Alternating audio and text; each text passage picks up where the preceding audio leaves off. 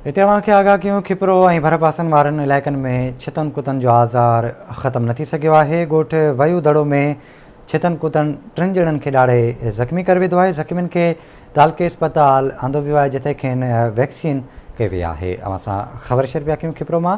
खिपरो ऐं भरपासनि वारनि इलाइक़नि में छितनि कुतनि जो आज़ार ख़तमु न थी सघियो आहे। ॻोठ वयू दड़ो में छितनि कुतनि 3 ॼणनि खे ॾाढे ज़ख़्मी करे विधो आहे। ज़ख़्मियुनि खे अस्पताल मुंतक़िल कयो वियो आहे। खेनि वैक्सीन बि कई वई आहे।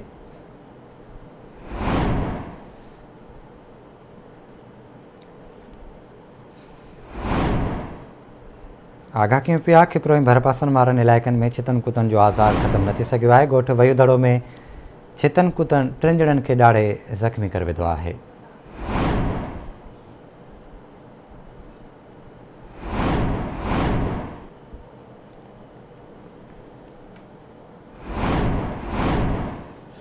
तफ़सील वठंदासीं खिपरो मां सैयद असद शाह खां। असद, आगाह कजो।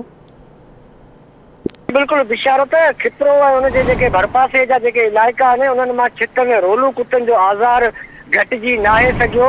रोलू छितनि कुतनि पारां रहवासियुनि खे चकनि रोज़ जो मामूल बणियल आहे। अॼु हिक ई ॾींहं मंझि 3 ॼणनि खे रोलू छितनि कुतनि ॾाढे ज़ख़्मी करे विधो आहे, जंहिंमें ॻोठ वयूं दड़ो वासी 15 साला सवाई भील, ॻोठ ज्वारड़ो वासी 16 साला सूरज कोहली ऐं 7 साला दोसू कोहली जेके आहिनि उहे शामिल आहिनि।